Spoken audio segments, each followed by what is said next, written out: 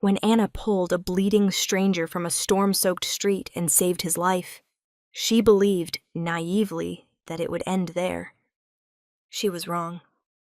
The rain slammed against her windshield in violent sheets, blown sideways by the wind, turning the streetlights into smeared streaks of silver.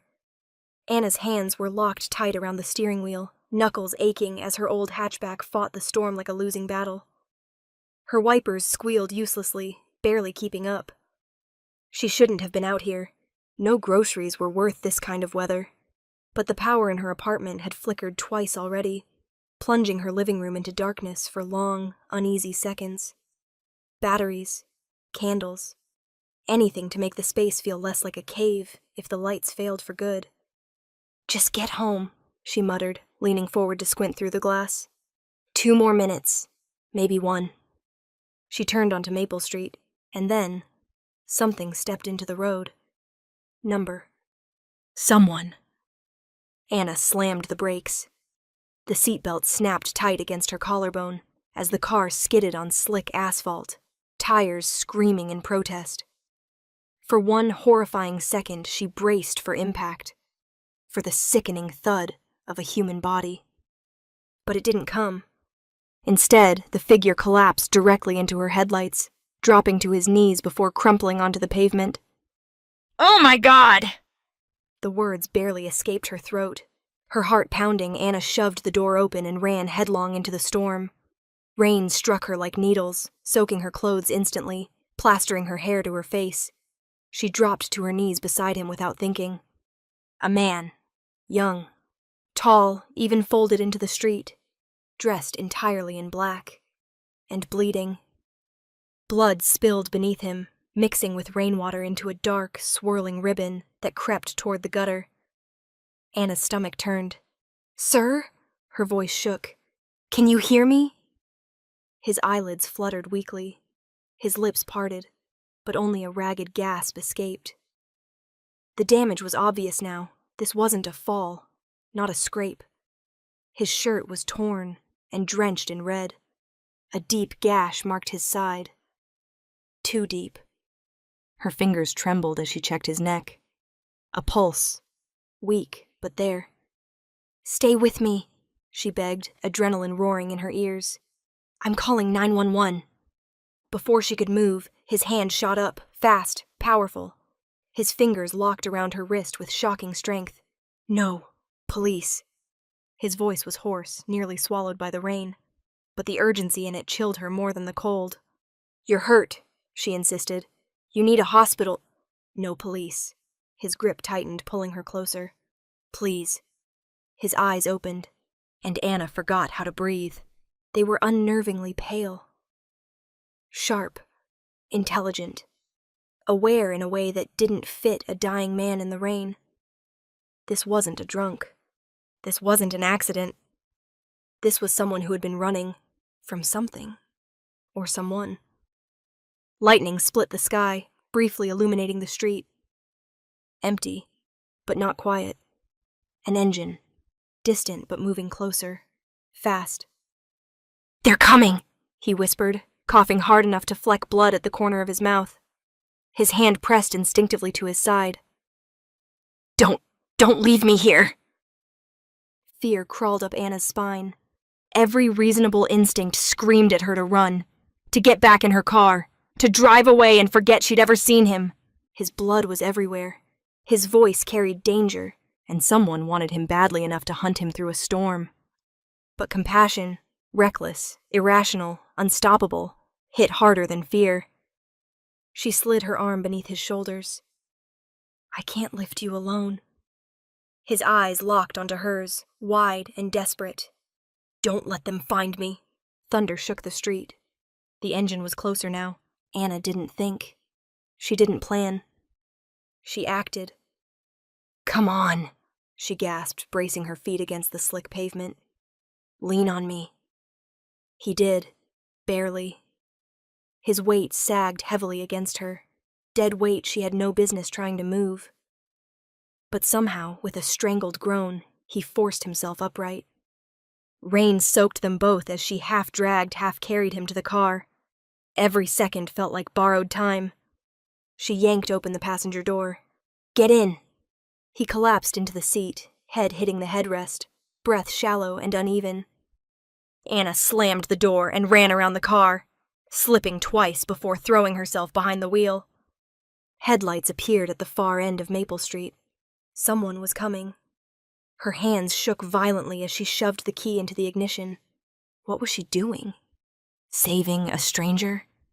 A bleeding stranger. A stranger who begged her not to call the police. It was insane. But when she glanced at him, pale, soaked, fighting to breathe, she knew one thing with absolute certainty. Leaving him there would have destroyed her. The engine roared to life, and Anna drove into the storm. She'd never driven so fast. The stranger slumped in the passenger seat, body shuddering with every breath. Rain and blood streaked his skin. Anna kept glancing at him, panic gnawing at her chest while the windshield blurred into chaos. "Stay awake," she whispered.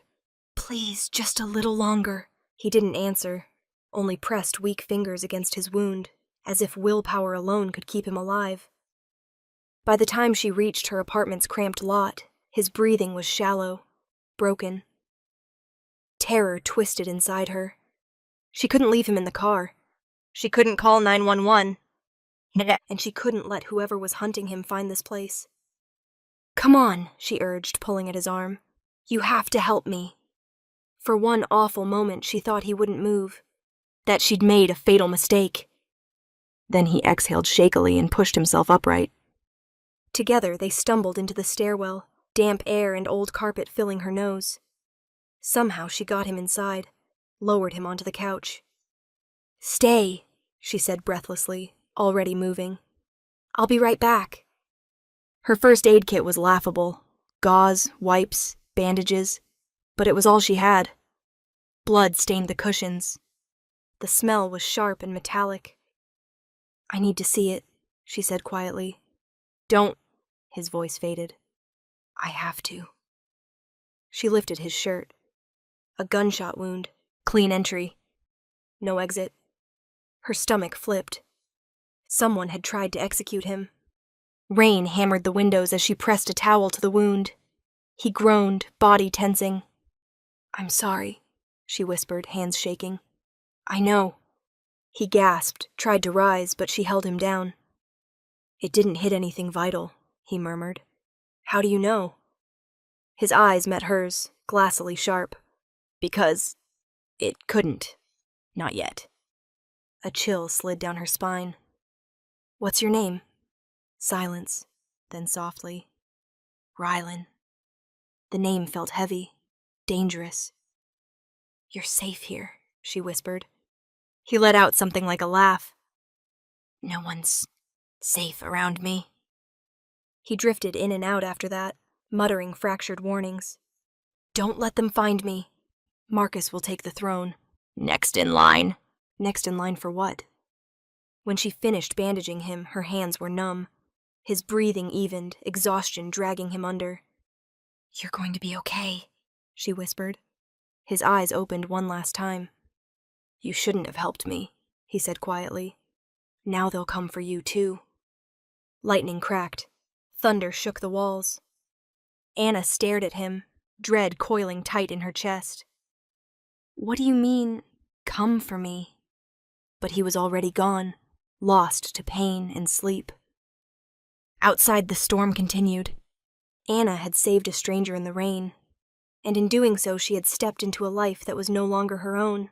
Rylan woke just before dawn, the storm finally calming to a steady whisper against the windows. Anna had drifted off in the armchair across from the couch, arms folded, chin resting against her chest, her posture stiff with exhaustion. She didn't look peaceful, more like someone who had fought sleep for hours before it finally claimed her. The soft rustle of fabric made her eyes fly open. He was awake. His gaze, pale and unsettlingly sharp even through the bruises of the night, was fixed on her. For a moment, neither of them moved. The house was quiet, except for the drip of water from his soaked clothing and the echo of thunder somewhere far away. "You're still here," he said, voice low and rough. Anna blinked, still trying to pull herself fully into consciousness. It's my apartment. Of course I'm here.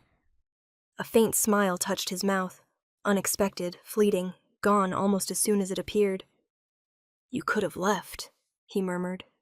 Most people would have. She straightened in her chair, embarrassment pricking through her fatigue. I'm not most people. No, he said softly. You're not. His voice held something she didn't understand, something that made her pulse trip over itself. She cleared her throat quickly, tearing her gaze away. Her living room looked like a disaster. Towels stained red, gauze remnants, a bowl of cloudy water she'd used to clean the wound. The sight jolted her back to the reality of the situation. How do you feel? She asked. Alive, he said simply. More than I expected. Anna frowned. His wound was bad. Not instantly fatal, but close enough to terrify her. You need a hospital. You lost a lot of blood and... No hospital. It wasn't a question, she shot back, heat rising in her voice. You could have internal damage. An infection. Rylan pushed himself higher against the cushions, wincing but not enough to stop. A hospital puts me on record. They report gunshot wounds, and the moment that happens, they know exactly where I am. They? She repeated. Rylan, who's after you? He didn't blink, didn't hesitate, but he didn't answer either. Instead, he said, Water? She stared at him. He was deflecting, avoiding, pretending this was normal when absolutely nothing about it was. But she still stood, went to the kitchen, and brought him a glass. He took it with steady hands, too steady for someone who'd nearly collapsed hours earlier. He drank slowly, eyes on her the entire time, watching her with an intensity she didn't know how to interpret. Only when he set the glass down did she ask again, quieter this time. Who shot you? I'm not telling you that. Why not? Because if you know, he said, his voice dropping low, they'll kill you along with me. Anna's breath caught. There it was. The truth she'd been circling all night without fully facing. He was dangerous, or someone wanted him dead badly enough to risk a storm and a chase through the streets. Either way, she had pulled the wrong stranger out of the rain. She swallowed hard. You said last night that someone was coming, that they were close. What did you mean? Rylan leaned his head back, closing his eyes for a breath before fixing them on her again. It doesn't matter now, he said. They won't come here. You can't know that. His voice lost its edge, softened into something dangerously honest. Because nowhere's safe. Except here. She didn't understand. Not even a little. Why here? Because they won't look in a place like this, he said. With someone like you. She flinched. Someone like me? You're quiet, he said simply. Ordinary. Kind. You helped a man bleeding on the street without asking anything. That's rare. Not rare, she muttered. Human. Rare, he corrected, with a conviction that made something tighten in her chest. She crossed her arms, trying to maintain a sliver of control. This can't be the safest place you've been. You're... what? Running from criminals? From police? From some gang? You can't just hide in the apartment of some random woman you barely know. He held her gaze, unwavering. But I'm safer here than I've been in years. Anna's heart lurched. She didn't want to feel anything when he said things like that. Didn't want the heat in his voice to affect her. Didn't want to care. But she did. Against every reasonable bone in her body, she did. Rylan, she said quietly, I need to know who you are. You already know who I'm not, he murmured. I'm not harmless. I'm not lost. And I'm not someone you should have helped. That doesn't answer my question.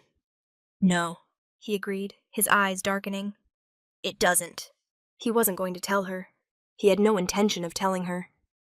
And yet, as he pushed himself up fully, the morning light caught the sharp edges of his face, the bruises, the exhaustion, the quiet determination, and Anna felt something seize inside her.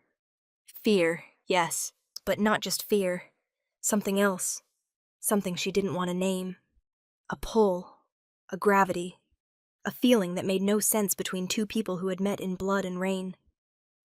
He held her gaze, expression unreadable. "You saved my life," he said, voice low. "And because of that, you're caught in something you don't understand. Something I can't pull you out of." "What does that even mean?" she whispered. He inhaled slowly. "It means that whether you want to be or not," he said, "your life just changed." Her heart stopped, and the worst part was, deep down, Anna already knew he was right. The first rays of morning bled through Anna's thin curtains, turning the edges of her living room gold. Soft, quiet, almost peaceful. For a fleeting moment, she allowed herself to pretend the night hadn't happened, that the man on her couch hadn't bled all over her towels, that she hadn't patched up a bullet wound with shaking hands, that he wasn't watching her now with eyes too sharp for someone who claimed he needed rest. But the illusion shattered with the unmistakable echo of engines. Deep. Heavy. Too many. Ryland's posture changed instantly, every muscle going rigid. The way a hunted animal freezes at the crack of a twig. Anna's heart lurched. "What is that?" she whispered. He didn't answer. He didn't have to. The sound grew louder, filling her narrow street like a warning siren. Anna hurried to the window, pushing aside the curtain, and felt her stomach drop. Black SUVs, 4. No, 5. Smooth, tinted, moving with practiced formation. "Rylan," she breathed, stepping back from the glass. "Who are those people?" But he wasn't on the couch anymore. He was standing, unsteady but upright. One hand braced against the armrest, the other reaching instinctively for a weapon he didn't have. His expression was grim, resigned, and sharper than any knife. "They found me," he murmured. Anna's pulse spiked. "Who? Who found you? I thought you said—" "I told you the truth," he said. "They didn't find me last night." He paused. "But they found me now." Before she could ask another question, the street outside erupted with movement. Doors slammed, boots hit pavement. Voices barked orders. Not chaotic, coordinated. Terrifyingly coordinated. A fist pounded on her door once. Just once. But with enough force to rattle the frame. Anna jumped back. "Don't!" Rylan warned sharply when she instinctively moved toward the handle. "Let me." But the choice wasn't hers. The door burst open. 3 large men in black tactical clothing swept inside with weapons drawn. Not pointed at her, but at every shadow, every corner, every possible threat. Anna pressed herself against the wall, hands trembling. "Living room clear!" one shouted. "Hall clear!" another called. Then they saw him. Rylan. Everything changed in an instant. Their guns dropped. Their shoulders bowed. Their voices softened with something like reverence, fear wrapped in respect. "Sir," the closest man said, dropping to one knee. "We've been searching all night." Another followed suit, lowering himself in a gesture Anna had only ever seen in movies. A third bowed his head, pressing a fist to his chest like some kind of oath. "Mr. Rylan," the man said, voice shaking with relief. We thought you were dead." Anna blinked. "Air?" She looked at Rylan, but his expression was unreadable, except for the flash of something in his eyes. Anger, control, and a flicker of pain, quickly masked. "You shouldn't be here," Rylan said, voice cold. "You're exposing her." "Her?" Anna felt the room tilt. All of this, these men, these cars, these weapons, were here because of him, because of who he was, whoever that was. The kneeling man glanced at her, then quickly away, as if seeing her was something he wasn't supposed to do. "Sir, we tracked the last known coordinates," he explained carefully. "When the signal went dead, we feared—" "That's enough," Rylan snapped. Silence fell instantly. Anna's mind spun. "Rylan," she whispered. "What is this? Who are you?" He didn't answer immediately. He just looked at her. Really looked. And for the first time since she found him bleeding in the rain, She saw the truth. Not in his words, but in the way these men bowed to him, waited on his command, treated her tiny apartment like a war zone they needed to secure. This man, this stranger she saved, was someone powerful, someone dangerous, someone born into a world she had no business touching. "Miss," one of the men said without looking her in the eye, "for your safety, we need you to step aside." Before she could protest, Rylan stepped between them, shielding her with his body, protective in a way that made her pulse trip. "No one touches her," he said, voice like steel. "She saved my life." The men nodded immediately, deferential, terrified of disappointing him. Rylan turned to her then, slower, softer. "Anna," he said, voice low. "I need you to trust me." "How?" she whispered, throat tight. "I don't even know who you are." He exhaled, something heavy in the sound. "I'm the man who owes you more than I can repay," he said quietly, "and the heir to a world that never forgives weakness." He hesitated. "And by morning, that world will know your name." Anna's breath caught. The men rose to their feet. One extended a hand toward her, not to grab her, but to gesture her toward the door like she was someone suddenly under their command.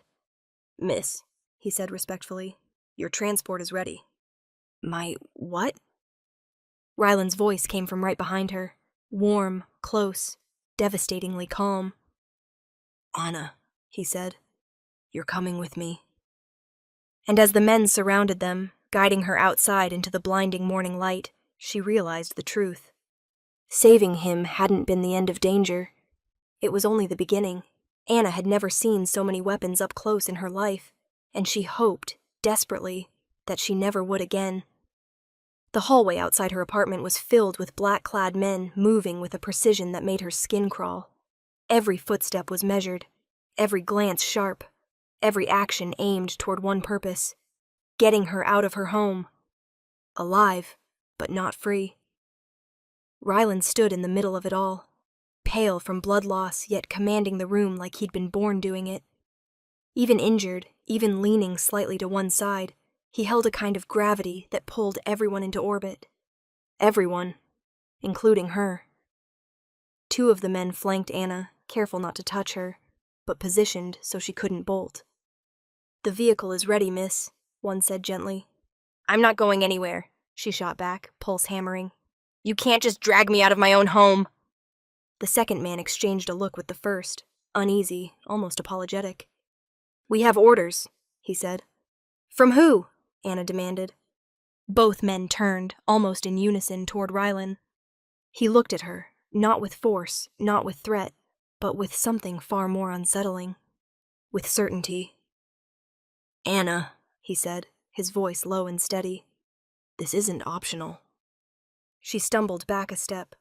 "I don't care who you are. You can't just—" "You saved my life," he said, cutting her off. "Which means you're now connected to me, whether you want to be or not." "That sounds like a threat," she whispered. "It's not," he said, jaw tightening. "It's a fact." Her heart sank as the realization hit her like a blow. Those SUVs outside. These men in tactical gear, the way they bowed to him. "Rylan," she said, voice trembling. Did I help some kind of criminal?" A hush fell over the hallway. The men shifted, glancing at each other, waiting to see how their boss would answer. Rylan held her gaze without flinching. "You helped a man who would be dead without you." "That's not an answer." "No," he said quietly. "It isn't." Two more men approached them, one carrying a secure medical kit, the other speaking quietly into an earpiece. "Sir," the one with the earpiece said, "the perimeter is clear, but we should move. There's chatter. Someone else tracked your signal last night. We can't rule out a tail." Anna stiffened. "Someone else? Someone dangerous?" The man hesitated, glancing at Rylan before answering. "Yes, miss. Extremely." Rylan stepped closer, not touching her, but close enough that she could feel the heat of him, the storm in his breath. "Anna," he said, softer now. I won't let them hurt you. But who are they? She insisted. Who did you make enemies with? The first man finally broke and spoke the truth she wasn't prepared for. You saved the heir to the Ryden Syndicate. Anna stared at him, brain scrambling to catch up. She knew that name. Everyone in the city did. It whispered through headlines, courtroom rumors, whispered warnings at bars. The Ryden Syndicate, one of the oldest, most feared criminal networks on the East Coast. And the man she'd dragged into her apartment, the man bleeding on her floor, was next in line to run it. Anna's knees nearly gave out. No, she breathed. No, you can't be serious. Ryland's expression barely shifted, but there was a flash of something like regret. I told you, he said quietly. You helped the wrong man. 1,000 thoughts crashed into each other in her mind. Fear, disbelief, anger, the urge to run until her lungs burned. So now what? She whispered. What happens to me? One of the men stepped forward, voice surprisingly gentle. Miss, your name and address are already circulating. Someone leaked it. The rivals who tried to kill him last night, they know he survived. They know he wasn't alone. A chill spread through her veins. They'll come for you, the man finished. Anna turned slowly to Rylan.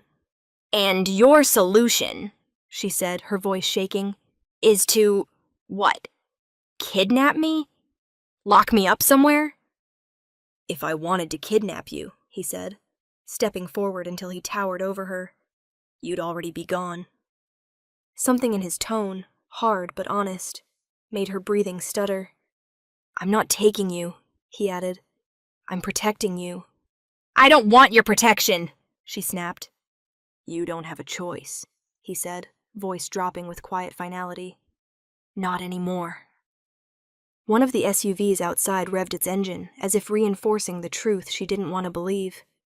Anna felt the walls closing in. Her apartment, her safe, tiny, ordinary apartment, suddenly felt like a trap. A fragile shell that could be shattered by any of the enemies she hadn't even known existed yesterday. Rylan reached out, but stopped himself an inch before touching her cheek. You're in danger because of me, he said, and I won't let the people hunting me get to you. Her throat tightened. Anna, he repeated softer. Please. It was the please that broke her. Not the demand, not the threat, not the truth about who he was. But the quiet plea of a man who knew he brought danger with every breath, and still didn't want her harmed. Her fight drained out of her, replaced by something colder, heavier. Resignation. Fine, she whispered. I'll go, but I'm not doing this for you. Rylan's eyes softened, just barely. I know, he murmured. As the men escorted them to the waiting SUVs, Anna glanced once over her shoulder at her apartment. The life she knew. The life she was leaving behind. And with every step toward the black vehicles, she realized the truth.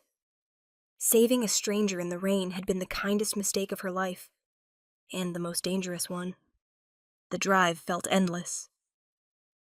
Anna sat wedged between two silent guards in the back seat of the black SUV, her hands clenched together so tightly her knuckles ached. Outside, the city faded into sprawling suburbs, then into forest-lined roads she didn't recognize. Every turn felt like another door closing behind her. Rylan sat in the front passenger seat, pale but alert, watching the road with an intensity that made her stomach twist. It was as if he was memorizing every shadow, every passing vehicle, every possible threat. No one spoke. The SUVs traveled in formation, headlights cutting through the morning fog like spears. Anna had seen processions like this only in movies, political escorts, presidential motorcades, scenes where danger waited beyond every turn. When they finally slowed down, she expected a checkpoint or a gatehouse. Instead, iron rose before them, tall, black, and intricately carved with a crest she didn't recognize. A stylized wolf intertwined with a crown. Elegant, aggressive, cold. Rylan's crest, she realized. The Ryden Syndicate. The gates swung open before the SUV even reached them, as if someone had been watching and waiting. The convoy rolled through, engines echoing against stone pillars, and Anna's breath stilled in her throat. Calling it a mansion wasn't enough. This was an estate, sprawling stone walls, towering windows, balconies with wrought iron rails, gardens carved with geometric precision. It looked ancient and modern at the same time, a fortress wrapped in beauty. And at its center, just visible through the trees, was the house itself. Massive, intimidating, unmistakably tied to power. The SUV stopped at the front entrance. The moment Anna stepped out, she felt dozens of eyes on her. Guards along the perimeter straightened. Staff members paused mid-task. Even landscapers froze, tools in hand. Not because they recognized her, but because she'd arrived with him. Rylan emerged from the SUV slowly, wincing as his injured side protested. The guards stepped forward immediately, offering support he refused with a sharp glance. They backed off instantly, bowing their heads. And then the strangest thing happened. Every single person's attention shifted. To her. As if she mattered. As if she was someone worth noticing. As if she carried weight she didn't understand. A woman in a tailored black suit, poised, elegant, her expression unreadable, approached them. She bowed her head respectfully. "Mr. Rylan," she said softly, "welcome home. Your quarters are prepared. The doctor is waiting." Then her eyes slid to Anna, and for a moment they softened, just slightly. "And this must be Miss Anna?" Heat crept up Anna's neck. Yes. Hi." Every guard within earshot straightened, as if the mere acknowledgement of her name required attention. The woman nodded, her tone shifting into something bordering on respect. "Mr. Ryland's savior." Anna stumbled. I just helped a stranger who was bleeding on the—" But the woman cut her off with a gentle shake of her head. "Saving him is not something strangers do," she said. "Not for him." Ryland's gaze flicked toward Anna, something sharp, unreadable glinting in his eyes, but he said nothing. The woman gestured to the mansion doors. "We have prepared a room for you. If there is anything you need, anything at all, it will be provided." Anna blinked. Room?" "Of course," the woman replied. "You are under our protection." Anna felt cold. "This feels like being kept." Ryland stiffened, turning toward her. "You're not a prisoner." She lifted her chin. "Prove it." His jaw tightened. He didn't answer. The woman stepped in smoothly. "Miss Anna, please. Let me show you inside." Anna followed reluctantly, nerves buzzing beneath her skin. The interior of the mansion was even more overwhelming. Dark wood, marble floors, chandeliers dripping with crystals. Every hallway felt like it stretched forever, every door guarded or locked. Cameras followed them with subtle clicks. Guards stood at attention near staircases and balconies. Not one person looked at her with suspicion. Not one treated her like an intruder. They treated her like she mattered, as though her presence was a command delivered from the top. The woman guided her up a sweeping staircase. "This wing is secure," she explained. "No one enters without clearance. Only those Mr. Rylan explicitly trusts are allowed here." And Anna couldn't ignore what that implied. "Why are they looking at me like that?" Anna whispered. "Because Mr. Rylan brought you here himself," the woman said simply. "Because he does not bring people here. Ever." Anna swallowed hard. "And that means what?" "That means," the woman said, pausing outside a set of double doors, "everyone here is already wondering who you are to him." Before Anna could respond, the doors were pushed open. Her room, if she could even call it that, looked like it had been taken from a luxury hotel abroad. A 4-poster bed dressed in crisp linen, tall windows overlooking gardens, a closet larger than her entire apartment, a private bathroom with marble floors that shimmered like water. She turned slowly. "This can't be for me." "It is," the woman replied. By order of Mr. Rylan. Anna felt dizzy. Kindness had led her to pull a stranger out of the rain, and now she stood in a mansion protected by men with guns, treated like someone important, someone claimed, by a powerful heir she barely knew. She sank onto the edge of the bed, trembling. The woman's voice softened. "Rest, Miss Anna. You are safe here." Safe. The word echoed strangely in her mind. This place wasn't safe. Rylan wasn't safe. Nothing about this was safe. But for the first time since the night before, she realized something unsettling. Danger didn't scare her nearly as much as the man at the center of it. Rylan. The heir she saved. The man who brought her here. And the only person in this entire mansion who made her feel seen. Anna heard him before she saw him. Quiet footsteps. Firm, controlled. The kind of stride belonging to someone who moved through this house as though every inch of it belonged to him. Which apparently it did. She stood near the window, arms wrapped around herself, staring out at the sweeping gardens below. The estate was beautiful in a cold, unreachable way. Manicured hedges, stone paths twisting through dark pines, fountains carved into shapes of wolves and crowns. It was a kingdom, a fortress, and she was living inside it. The door clicked open behind her. She didn't turn, not until she heard his voice. "You're awake." She spun, and the breath left her lungs. Gone was the wounded man leaning against her couch, shivering from blood loss, mumbling half-coherent warnings. Standing in her doorway now was someone entirely different. Rylan wore black slacks and a fitted shirt, sleeves rolled to his elbows, bandage visible but barely slowing him down.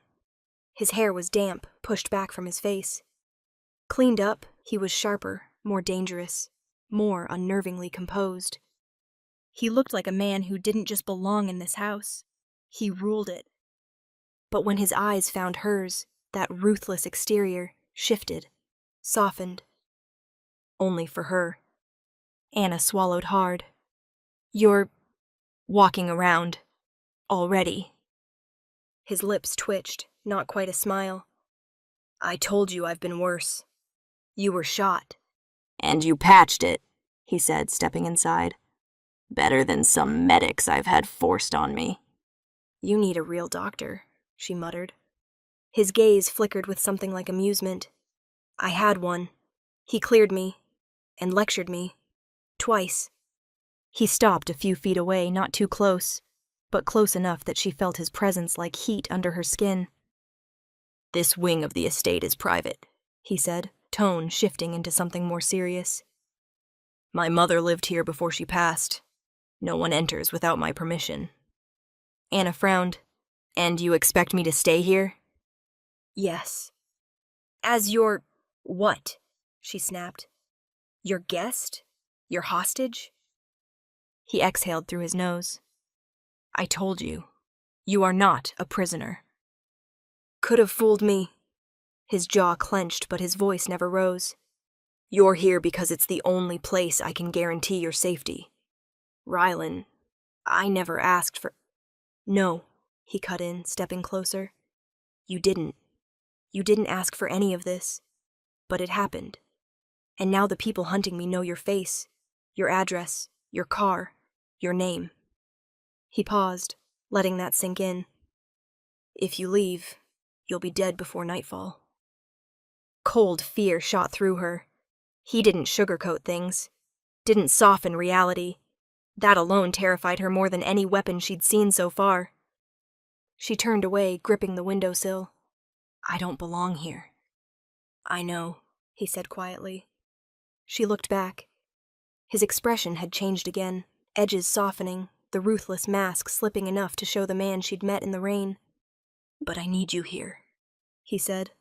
The words hit her like an impact. "You need me?"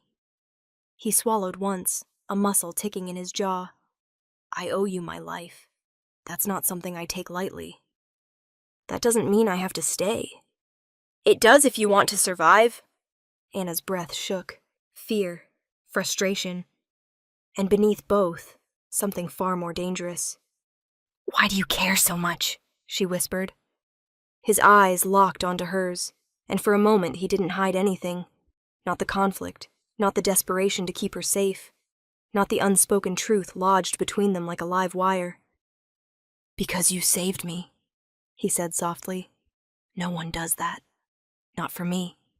He took another step closer. "Everyone in my world wants something," he continued. "Power, money, position, loyalty." His voice dropped. "You wanted nothing." "I didn't know who you were." "That's the point." Anna's pulse hammered. "And now that I do?" His expression sharpened. "Now you understand why I can't let anything happen to you."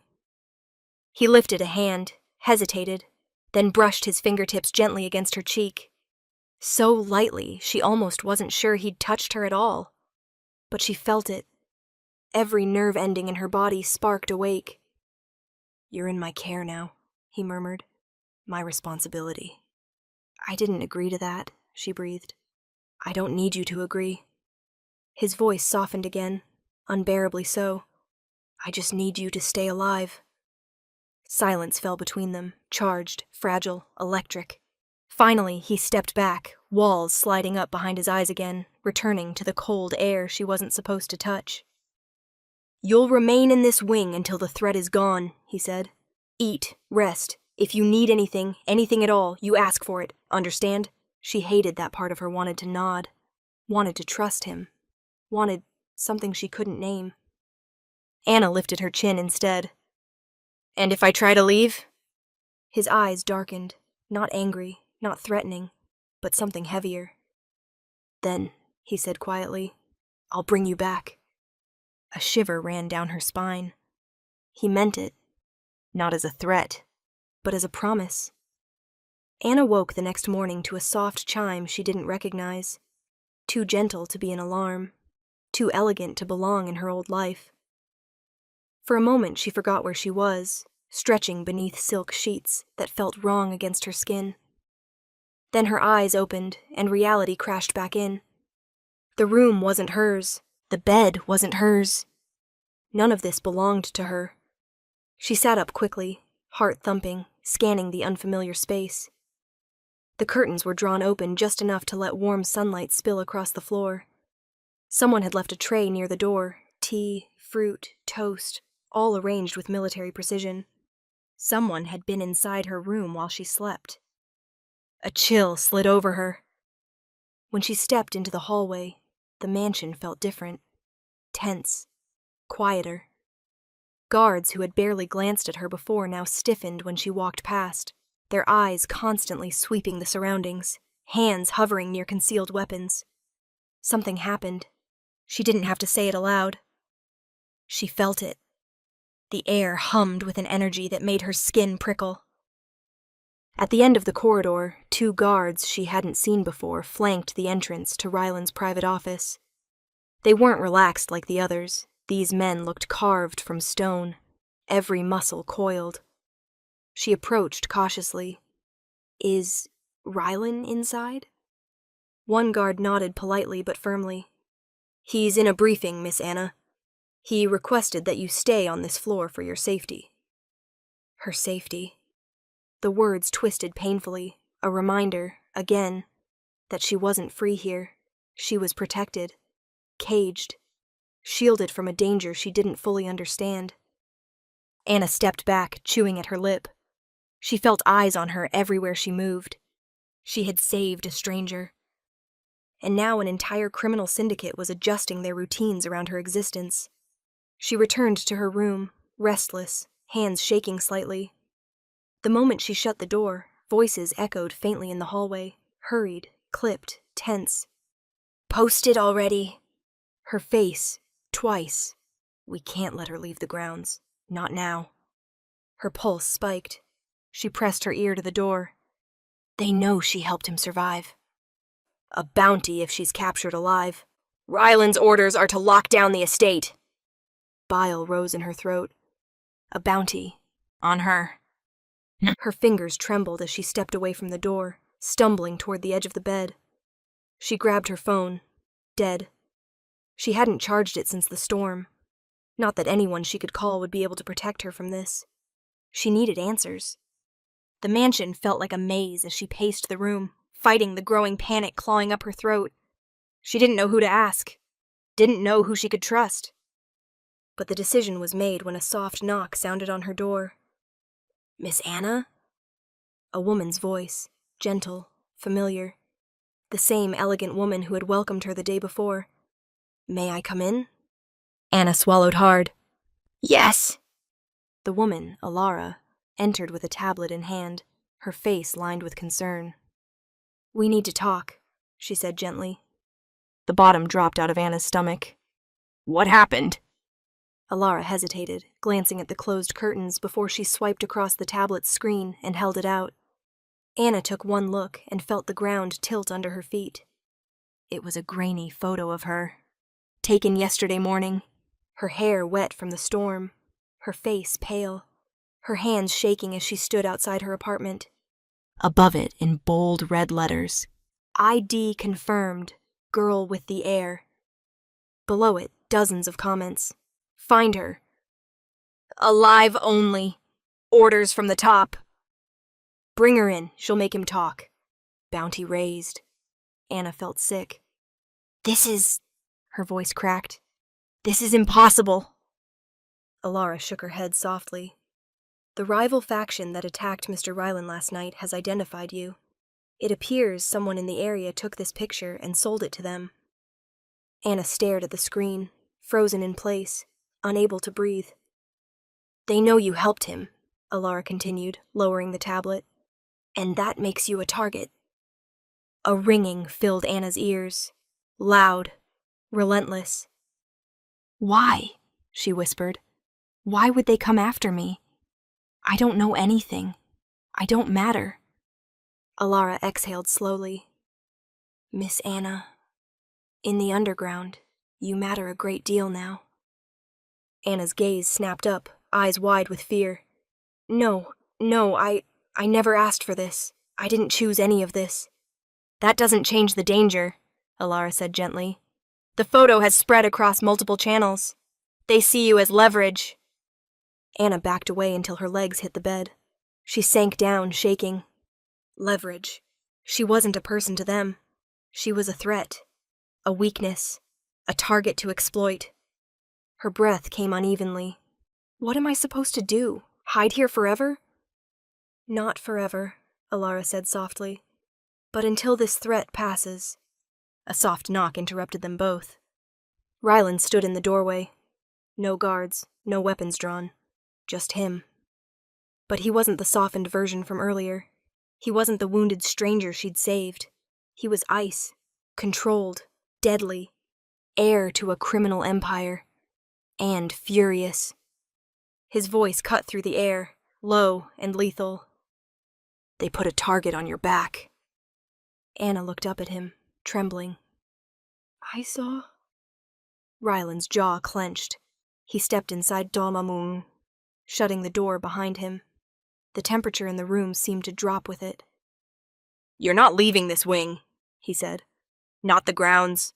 Not even this hallway without escort." Anger and fear collided in her chest. "You can't..." "Yes," he said sharply. "I can." His gaze softened, barely. "And I will." He stepped closer, stopping just inches from her, every word dripping with a promise he had no intention of breaking. "They want to use you against me," he murmured. "I will burn their world down before I let them touch you." Anna's breath caught. Because he meant it. She wasn't just the girl who saved him anymore. She was the girl the world wanted to hurt, to get to him. And she had never felt more vulnerable, or more tangled in a life she never chose. Anna learned quickly that the Ryden estate wasn't a place you simply walked through. It was a place that watched you. Guards at every corner. Cameras disguised in ornate molding. Silent figures who bowed when she passed, as if she were royalty, not a terrified woman trapped in a gilded cage. At first, the attention unsettled her. Then it suffocated her. Every time she stepped into the hallway, 2 guards materialized behind her. Every time she approached a door, they shadowed the handle before she touched it. and when she wandered too close to the tall windows overlooking the iron gates, one of them politely but firmly said, Miss Anna, please step back. It felt like her world was shrinking by the hour. She found Rylan in the study, a cavernous room of books and framed maps, a fire burning low in the hearth despite the afternoon sun. He stood by the window, hands clasped behind his back, staring at something far beyond the glass. Rylan, she said, voice clipped. We need to talk. He didn't turn. You're not supposed to be downstairs without escort, he said, voice calm, controlled. That's exactly what I want to talk about, she snapped. His shoulders stiffened, barely, but he finally faced her. His expression was carved from stone. Why won't you let me leave the house? She demanded. I can't step outside. I can't go near the gates. I can't even breathe without someone watching. He said nothing.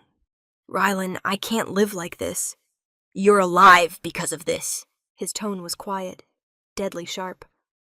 Anna stepped closer, anger burning under her skin. This isn't protection.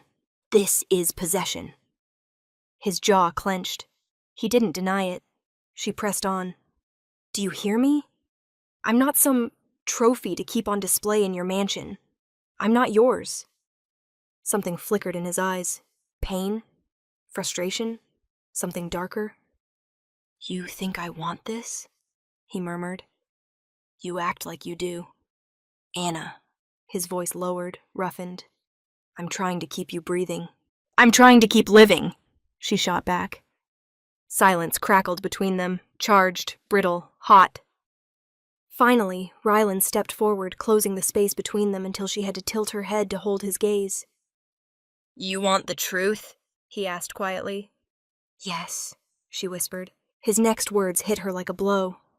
I can't let you go. Her breath stuttered. Why? Because I'm leverage? Because they're using me to get to you? No. His fingers curled at his sides, as if he were physically holding himself back. Because you saved me. And people like me don't get saved. Her anger faltered. He took another step, close enough for her to feel the warmth of him. I've been hunted since I was 16, he said softly. Shot at, betrayed, lied to, used. No one in my world reaches out a hand unless there's a price. No one risks themselves unless they want something. Anna swallowed hard. I didn't want anything. That's why I can't let you go. His voice broke on the last word, barely audible.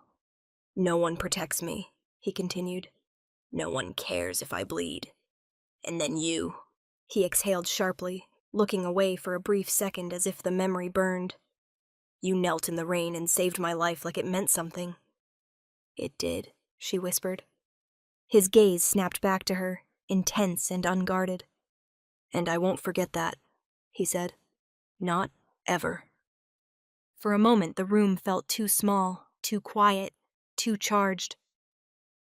Anna's heart beat hard against her ribs, not in fear, but in something dizzying, confusing, unwelcome. Rylan, she said gently, protecting me shouldn't look like locking me away. You don't understand, he murmured. If you're outside these walls, they'll take you. Not to hurt you, his voice thickened, but to break me. She shivered. He took her hand, just her fingers, light, careful, as if she were something fragile. I'm not your warden, he said, voice low, but I am your shield. And what if I want to choose my own shield, she whispered. His expression darkened, not with anger, but with fear. You don't know what's out there, and I'd rather you hate me alive than thank me dead. Anna felt her resistance crumble, not because she wanted to surrender, but because beneath his power, beneath the steel, beneath the air, there was a man, a wounded one, a scared one. And she didn't know how to turn away from that. He released her hand slowly, as though it hurt to let go. You stay here, he said quietly, until I end this. And what if ending it costs you everything? She asked. His lips curved, not a smile, not a smirk, something far more haunting. Then at least you'll live to remember me. Her breath caught. because she realized suddenly, terrifyingly, that he meant every word. Anna barely slept. Every time she closed her eyes, she saw flashes. The stormy night she'd pulled Rylan from the road, the blood on her hands, the black SUVs outside her apartment door, the files circulating with her picture under the word leverage. Her life, once so ordinary it felt small, had exploded into something she didn't recognize. Danger. Secrets. A mansion filled with silent watchers, and Rylan, always Rylan, hovering between protector and captor, salvation and ruin. When morning came, the sky outside the estate was iron gray, as if even the weather refused to choose a side. She stepped out onto the balcony of the private wing she'd been confined to. Her breaths puffed small clouds into the cold air. Guards stood at the perimeter below, rifles slung over shoulders, scanning the forest beyond the walls. Somewhere out there, people were hunting her. And somewhere inside this estate, someone else was waiting. Rylan found her leaning over the stone railing, fingers gripping it as if she could squeeze an answer out of it. "You're up early," he said softly. She tensed. She couldn't help it. Everything about him, his quiet step, the command in his posture, the impossible calm, unnerved her and drew her in at the same time. "I couldn't sleep," she murmured. He stepped beside her, leaving just enough space to make it look polite, but not enough to truly escape his presence. He smelled like cedar and cool air, and the faintest trace of gun oil. His shirt was rolled at the sleeves. His forearms were marked by faint scars she hadn't noticed before. "Anna," he said gently, "you're not trapped. You're protected." She let out a sharp breath. Protected or owned? I'm not sure you know the difference. He didn't flinch, didn't look offended. He simply watched her with eyes that made her heart twist in ways she desperately tried to ignore. "I know exactly what you're thinking," he said, voice low. "Run. Disappear. Get your life back." She looked away. "Wouldn't you, if you were me?" "No," he answered without hesitation. "Because running would get you killed." She swallowed. Hard. Maybe staying will, too. He turned fully toward her then, lifting her chin with one finger, not possessively, but with unbearable gentleness. "Not while I'm breathing," he said.